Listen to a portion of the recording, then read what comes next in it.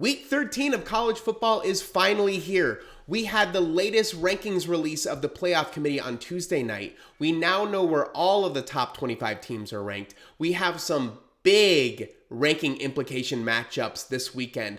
Let's use the machine learning algorithm at Rankings Right Now to really identify where the rankings might be for the next college football selection committee release. Let's take a look. All right, so if we start over at right here. Okay, perfect. If we go over to rankingsrightnow.com, we now have all of the updated rankings for week 13. We're projecting week 14. How do we do this? Well, we have the Vegas lines for each game going on this weekend. We figure out where the spread is, the total points, do some calculations. And so here are the projected outcomes for each of these games. If we take a look at the number one game that we all are focusing on this weekend, we see that number 5, Indiana, is a 12-point underdog to number 2, Ohio State. This is the game that everyone's talking about. No one knows where Indiana really is other than they're playing very good football, but they're not playing the best competition. What happens if you throw them against a historical juggernaut like Ohio State?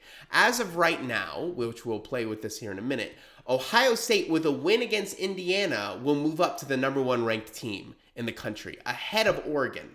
Oregon does not play this weekend, so you have a bye week in Oregon and Ohio State playing a top 5 team against Indiana.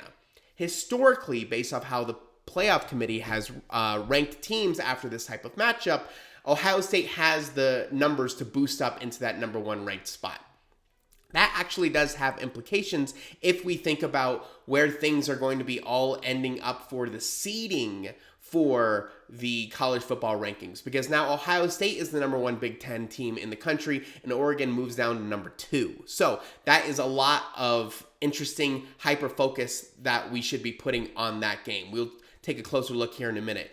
CU not staying stable at 16 around all of these changes, right? Indiana dropping down 8 spots to number 13 after a loss to Ohio State. That might be an interesting one on how far they're going to drop, especially of how bad they get beat if they do lose. We'll go ahead and play around with that in the what if simulation tool here in a second. All of these teams are able to move up 1 spot because of Indiana opening that space. So it's not that all of these teams are playing great and therefore they get to move up. It's all of these teams are winning. Indiana has opened up a spot at the number 5, and so everyone gets to kind of filter up a spot or two. Clemson and Texas A&M are moving up a couple spots. South Carolina, Arizona State is projected to beat BYU. Why does BYU moving down 6 spots? Well, Arizona State win over them would put them ahead of them in the rankings. But one thing that's really, really interesting based off what we saw in the last rankings release is Missouri losing to a ranked South Carolina team did not move in the rankings. South Carolina got to bump up in the rankings, but Mizzou held steady. Do we see something like that with BYU? BYU is kind of in that same realm as Arizona State right now after their loss against... who did they lose against? I'm totally blanking on who they lost again. Let's go ahead and go into the what if simulation tool, and we'll play around with who BYU lost to last week. If you ever have questions about who beat who in what situation, you have BYU dropping down in the projections to the number 15. They ended up at number 4. Kansas. Now, okay, perfect. Sorry for going off tangent there. Kansas makes things really interesting, right? If we go back to the current rankings, Colorado is staying still at number 16 because they're only a 3-point favorite on the road against Kansas. Kansas is this team that struggled for the middle half of the year. They're playing really good football right now, and a lot of people don't know what to make of them in the Big 12. So CU only with a 3-point win over a lower-ranked Kansas team is only going to get them so much. You have Clemson projected to wipe out the Citadel, which they should. So what do we learn from CU beating Kansas? Well, the only thing that we learned is that Kansas just beat BYU at their house. So CU probably should bump up a little bit higher than where BYU would be. And according to these rankings, that's where we're sitting at right now. So CU has a big rankings implication there because it keeps them at that number 16 spot, and they are now winning the overall rankings position for the Big 12. So very, very important that they win this game against Kansas. BYU losing to Arizona State right now. They're considered a 4-point underdog. That's going to be really interesting to play around with. Let's go ahead and go into the what if simulation tool and play around with what would happen if we saw an Ohio State upset. Let's say Indiana comes out and they prove us all wrong and say we are actually a legitimate team here. Let's say they win 28-24. I think would be a interesting matchup or an interesting score for a typical Big Ten game. If they were to win that game, you have Indiana only moving up to number 4, surprising enough.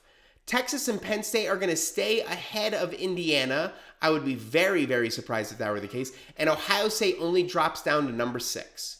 So the movement is not that much, even if Indiana wins. Do I think Indiana might be above Penn State? I do, especially since Ohio State beat Penn State. If you kind of do those logistics, I would say that Indiana might jump up to number 3. Penn State moves down to number 4. But this is just based off machine learning predictions. These things can change from time to time. So that is an enormous change right there. Well, what would also happen? Let's reset this one. Let's change the Arizona State and BYU score so that BYU wins 28-26 and CU loses to Kansas, let's say 20-28, right? Okay, perfect. Let's go ahead and run these simulations. Now we have BYU jumping up to 12, Arizona State only moving down 1 spot to 22, but CU dropping out of the top 25. That's a big drop, especially with the position that they're in. Do I think that they would drop all the way down to number 25? Sorry, they wouldn't drop out of the top 25. They would be number 25. I don't know if that's a severe drop. I'm not 100% sure, especially with the hot streak that Kansas is on. I think people are viewing Kansas a little bit more differently. So just looking at their score might not tell you everything that you need to know, but not a lot of movement up for BYU, but a lot of movement down for CU. So that game is immensely important, right? Even if we get rid of this, let's just say CU wins and BYU wins, what are we looking at?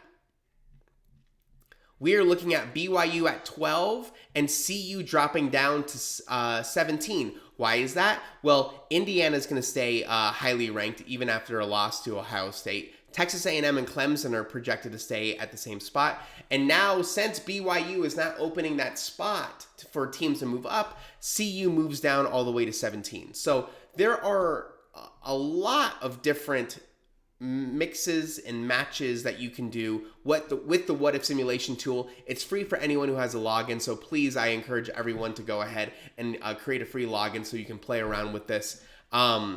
Other than that, you have Missouri and Mississippi State. That spread, I feel like, should be a little bit bigger for a number 23 team, but that's where the playoff committee sees them.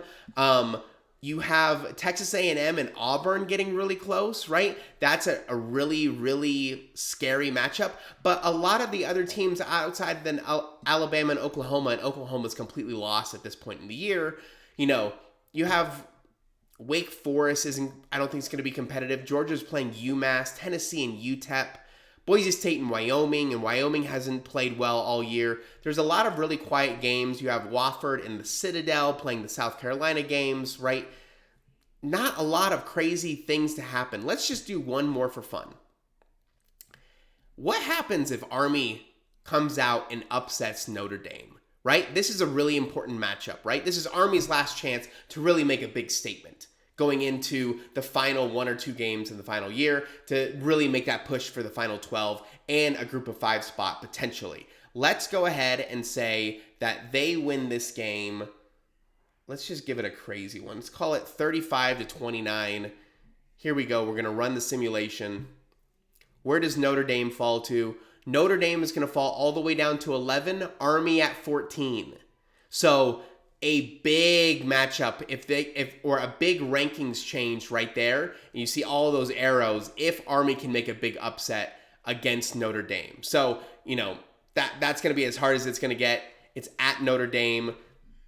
Notre Dame's playing really great football lately. Army's playing really great football lately. So a ton of really fun, interesting things. I think that when it comes to the rankings, especially at this time of year, things start to get really tight. Man, it's going to get really crazy here in the last couple of weeks. Thank you for joining Rankings Right Now. Create a free login, subscribe to our newsletter, follow us on social media, subscribe to our YouTube channel. We are just building this up each week to try and come up with the best overall fan experience to understand the rankings implications in real time, right? Check rankingsrightnow.com as the games are going on Saturday to get all of your updates on where the potential rankings are going to land. Thank you so much, and let's have another great weekend of football.